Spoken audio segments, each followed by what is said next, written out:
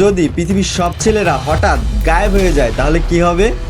শুরুতে নারীদের মনে হবে সবকিছু বেশ শান্ত, কোনো নিয়ন্ত্রণ নেই, কোনো বাধা নেই, চারপাশে এক অদ্ভুত নীরবতা। নারীরা তখন ভাববে এভাবেই তো আমরা চেয়েছিলাম, পৃথিবীটা এখন আমাদের মতো চলবে। কিন্তু এই শান্তি দীর্ঘদিন স্থায়ী হবে না। হঠাৎ একদিন শহর জুড়ে অন্ধকার নেমে আসবে, কারণ পাওয়ার গ্রিড মেনটেন করার জন্য যারা কাজ করত তাদের বিশাল একটা অংশ আজ পৃথিবীতে নেই। তারপর শুরু হবে আসল সংকট। ডাইনিং টেবিলে খাবার ফুরিয়ে আসবে, কিন্তু মাঠে থাকা ফসল আর মাছ ধরার মতো কেউ থাকবে না, কারণ এই কাজ যারা করতো তারা তো আজ বিলুপ্ত।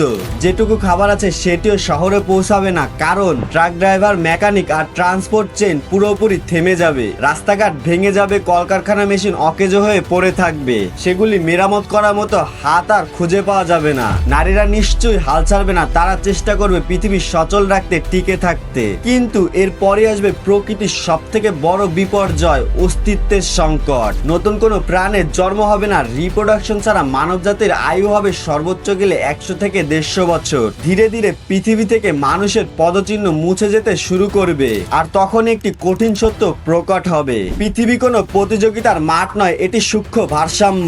আলো আর অন্ধকার যেমন একে অপরের পরিপূরক, নারী আর পুরুষও ঠিক তেমনই।